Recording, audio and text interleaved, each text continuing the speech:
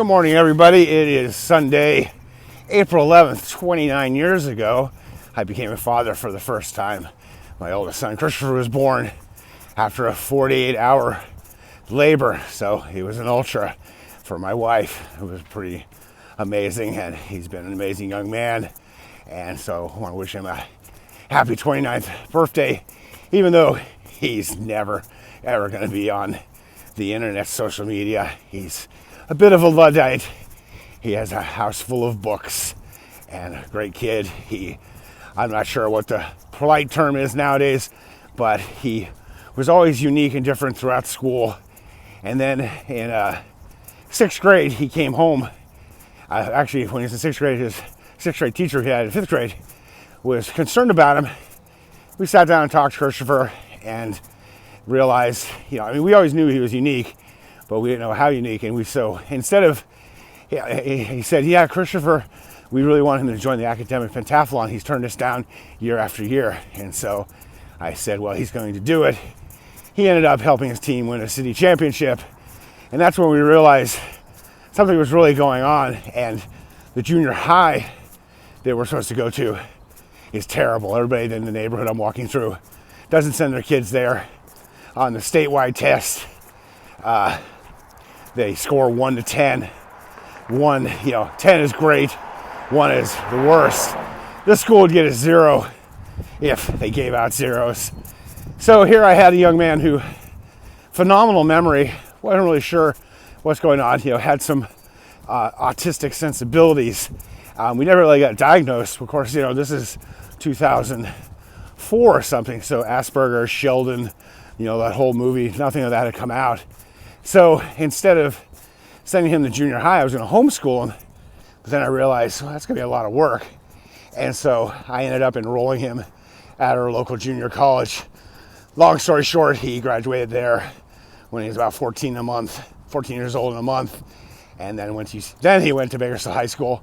And he's the reason I got back into, I was always running, but I got into coaching in 2006 because I had a 14-year-old who needed to be socialized, and he was great academically, and he was 6 foot tall and weighed 130 pounds. So in the summer before his freshman year, I started training and coaching him, and then the coach at the school had retired, and I ended up becoming an assistant coach. And Christopher was a phenomenal runner and a great young man, and always real proud of him. And when we get home today, look forward to having his birthday for him. Not that he really cares about birthdays, but he did ask his mom, so he's gonna have his pot stickers and some sort of cake, and pretty fun. And then my second son, he was born a year and 8 days apart, so Nicholas is April 19th, and then of course my youngest, Michael, 4 or 5 years later. So should be a good day. I'm out here kind of beat up from my 10-miler, but still putting in the miles. And I've been following the Jester, and I will be doing some reporting on the Beyond Limit 72. 2 of my friends are winning. Jester's winning the 72, and Susan K is winning the 48. With my oldest son, so in 6th grade, he was having some problems, and I remember talking to him, and he was like, oh, I don't have any friends. And we were like, Chris, you've been here for 6 years, and you don't ever talk to anybody, and you kind of just avoid everybody. And that was just his nature. And, later on we found out, being on the spectrum was the case. So he just didn't interact with people. But like when I talked to his teacher, Mr. Lawrence, who really liked him a lot, he said, yeah, the kids, like Christopher, they kind of leave him alone. And he said, I've been teaching for a long time. He goes, they respect him for his abilities and his mind. So Chris ended up joining the team. He looked like Michael Phelps at the end with 3 or 4 gold medals and a couple silvers, and he was always terrible in math, still is to this day. So now I'm like, okay, he's not going to survive at Emerson, the school, so I'm going to homeschool him. I looked into it, and then I realized, hey, I'm going to take him up to Bakersfield College. There's a great junior college here in town. His mother's gone there, his brother's gone there. I've taken classes there. Friends of mine teach there. So he was in 6th grade, so I took him up there during the winter break to take the entrance exam. And you're in this big auditorium with a couple hundred people.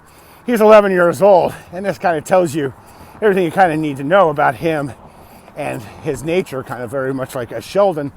You were sitting in there, and I help him fill out the paperwork, and then I say to him, how do you think you're going to do on this test? And he looks around the room of a bunch of adults, and he goes, I should do really good. Nobody in here looks very smart. And, 30 minutes later, he's walking out the door, aced the exams. And so while he was still in elementary school, 6th grade, he took 2 online television courses, or TV courses. This is back in 2004 or something. So he took anthropology, intro anthropology, and intro geology taught by the same teacher.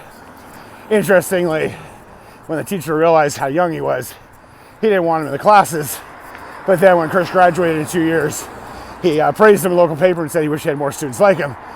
So it was kind of fun. He's in these classes. He got, really good grades in them. He found errors on the tests. This guy had been giving the test for, years and years. And Chris would get upset and be like, the question's wrong. He goes, I know the right answer is this one. I know the teacher wants me to put this one down, but I can't do it. So that was very interesting. And then, of course, he's going to elementary school and taking these classes. And then one of the stories that was kind of like how the teacher found out about him was he went and took the test that they had him in that big auditorium. And Chris goes in there, takes the anthropology test, and then you can take the second test on the same time. He goes in, 100-question test, and he's done like in 20 minutes because you just fly through them. He used to think it was a game. And so we're outside, and BC has these great burritos. So he's eating one of these burritos, and the professor comes out and is like, what's going on? And I'm like, he's in the class, and he's like, he's kind of young, and I go, let's just see how he does on the test. And then I had to drop this bombshell that, he's in your other class. And the professor was not happy. But Chris went in there, and the test started at 6, and by 6:45, we were already home. And he got, great grades on it, found errors on the test. And then one last story of his first year there while he was still in 6th grade.